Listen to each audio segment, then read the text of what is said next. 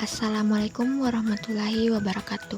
Perkenalkan, saya Nur Asmi, mahasiswi Ilmu Keperawatan Universitas Hasanuddin. Di sini saya akan membahas mengenai perilaku pencegahan diare. Nah, sebelum saya membahas pencegahan diare, ada baiknya kita mengetahui pengertian diare terlebih dahulu. Apa itu diare? Diare diartikan sebagai buang air besar dengan feses yang berbentuk cair atau setengah padat. Dengan demikian, kandungan air pada feses lebih banyak dari biasanya. Selanjutnya yaitu penyebab diare. Sebagian besar diare pada anak disebabkan oleh virus atau infeksi bakteri dan parasit. Kondisi yang menjadi pemicu utama diare pada anak akibat infeksi ini adalah kebersihan lingkungan dan sanitasi yang buruk. Penyebab lainnya yaitu alergi, keracunan makanan, dan gangguan penyerapan makanan. Bagaimana sih cara mencegah diare? Pencegahan diare menurut Pedoman Tata Laksana Diare Kementerian Kesehatan Republik Indonesia adalah sebagai berikut. Yang pertama, pemberian ASI eksklusif. ASI eksklusif mempunyai khasiat preventif secara imunologik dengan adanya antibodi dan zat-zat lain yang dikandungnya. ASI eksklusif diberikan pada umur 0-6 bulan. Pemberian ASI eksklusif mempunyai daya lindung 4 kali lebih besar terhadap diare daripada pemberian ASI yang disertai dengan susu formula. Flora usus pada bayi-bayi yang disusui mencegah tumbuhnya bakteri penyebab diare. Yang kedua, pemberian makanan pendamping ASI.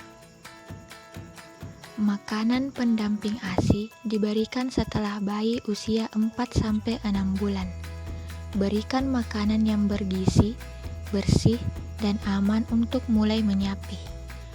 Pada usia 6-9 bulan, bayi mulai diberikan makanan pendamping ASI berupa makanan lumat 2 kali sehari seperti bubur, sayur, dan buah yang dicincang halus. Anak berusia 9-12 bulan mulai dikenalkan dengan makanan lembek, nasi tim, nasi lembek.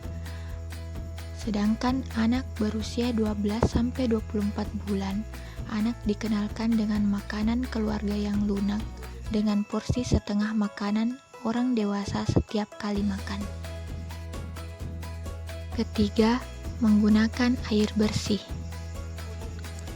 Masyarakat yang terjangkau oleh penyediaan air yang benar-benar bersih mempunyai risiko menderita diare lebih kecil dibandingkan dengan masyarakat yang tidak mendapatkan air bersih.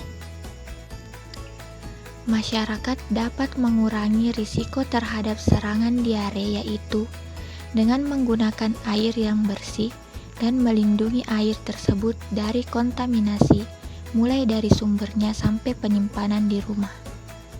Sumber air bersih yaitu air yang tidak berwarna, tidak berbau, dan tidak berasa. Mengambil dan menyimpan air dalam tempat yang bersih dan tertutup. Keempat, mencuci tangan. Kebiasaan yang berhubungan dengan kebersihan perorangan yang penting dalam penularan kuman diare adalah mencuci tangan. Mencuci tangan dengan air mengalir dan sabun, terutama sesudah buang air besar, sesudah membuang tinja anak, sebelum menyiapkan makanan, sebelum menyuapi makanan anak, dan sebelum makan, mempunyai dampak dalam kejadian diare. Kelima, kebersihan jamban. Toilet dan pembuangan tinja yang digunakan harus memenuhi syarat sebagai berikut. Yang pertama, tidak mengotori permukaan tanah di sekitarnya. Yang kedua, tidak mengotori air permukaan di sekitarnya. Yang ketiga, tidak mengotori air dalam tanah di sekitarnya.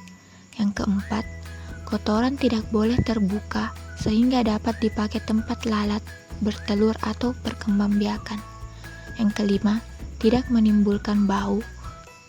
Yang keenam, mudah dibersihkan atau mudah dipelihara. Dan yang terakhir yaitu imunisasi sesuai usia balita. Balita yang telah mendapatkan status imunisasi dasar lengkap dapat mencegah timbulnya penyakit. Penyakit diare sering timbul menyertai campak, sehingga pemberian imunisasi campak juga dapat mencegah diare. Oleh karena itu, beri anak imunisasi campak segera setelah berumur 9 bulan. Itulah tadi cara pencegahan diare pada anak. Terima kasih. Sekian. Wassalamualaikum warahmatullahi wabarakatuh.